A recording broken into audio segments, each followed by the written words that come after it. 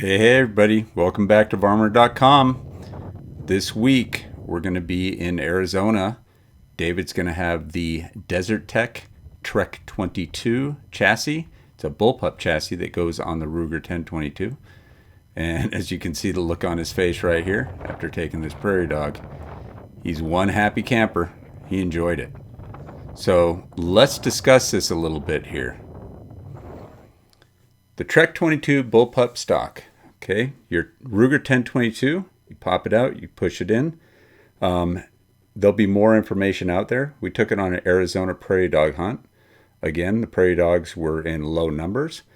But this all started back in 2022. We happened upon good old 22 Plinkster.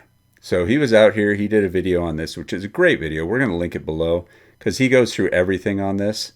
And he really discusses how to take the chassis and pull your Ruger 1022 out of your stock and what to do to get it into here and get everything set with the trigger and everything else in there. And he goes through it pretty thoroughly. And then there is a video from Desert Tech that shows you instructions on how to do it as well. But this is the one that really got us thinking about this project because he's using it here at the range.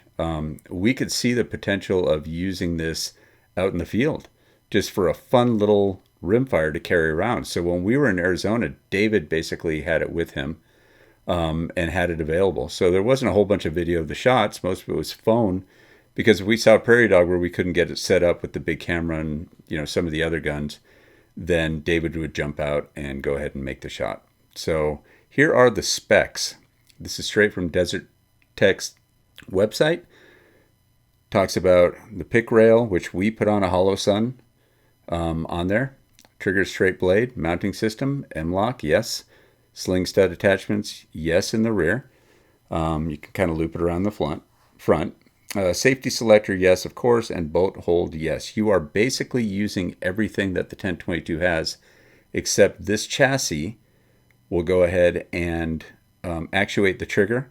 It moves everything backwards. And there's the weight, very light.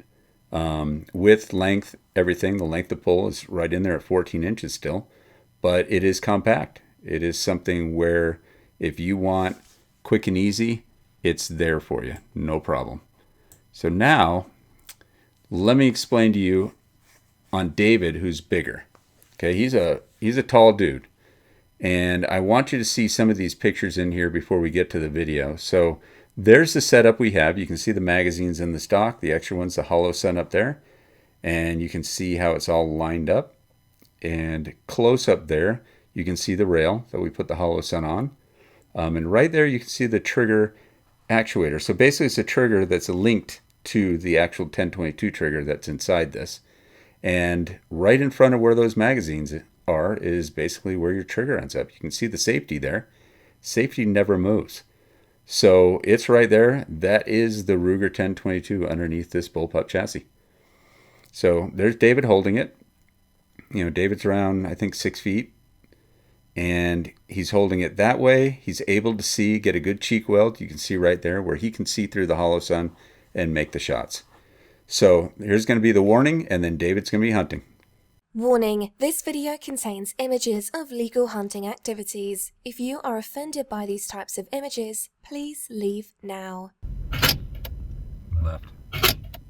It was a windy day. Left and low.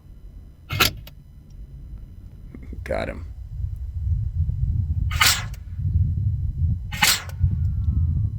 Got him on that one. I don't know if you can hear the bullet ricochet. David's going to walk out, and then he's going to discuss it a little bit. Slide in a hole. Right now there's no sun. It would be perfect.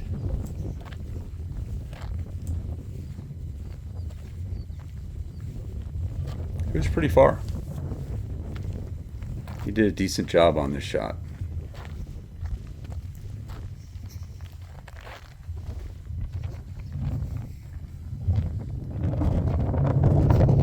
Hear the wind there. Here he goes. You there? Yep. Oh. Oh, headshot. It's a big one.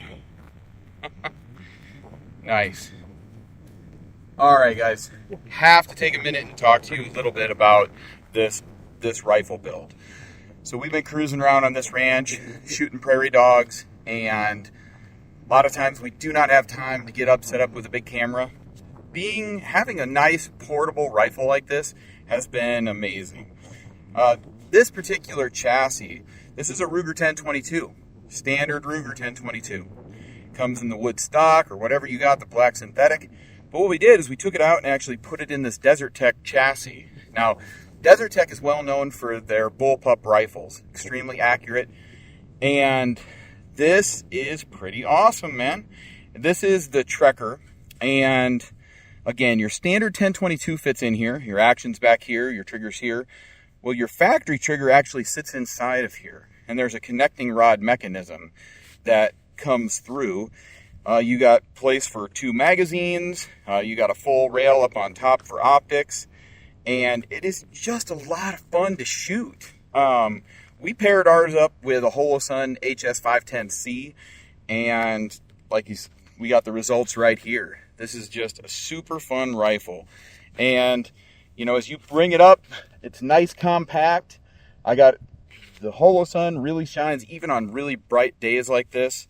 It's a really good optic, so we're having a lot of fun with this. So we're going to have some more links, an article about it, descriptions, so stay tuned and check it out. Thanks. So I will include the links as we go through some of the kill shots here and where we're hunting. I will have the links down below. There'll be some links to the article with more links at the end here. And it's something where, check it out. I mean, it's not that expensive considering some of the stuff that's out there. Some people might be a little shy on price. It's accurate, but shooting a Holosun at 50 yards is kind of difficult to say how accurate it can be. It's very hard to line stuff up and things like that, in my opinion. Obviously, other people who use them all the time don't have that issue. But right here, I want to show you. So we hit this old mining camp, and I walked around with it and looked for ground squirrels and cottontail and stuff like that. So it's just awesome. Anyways, here's all the links. We would appreciate it if you subscribe, share, like, all that kind of stuff, because it really helps us with YouTube's algorithm. And thanks for watching. We'll see you over at varminter.com.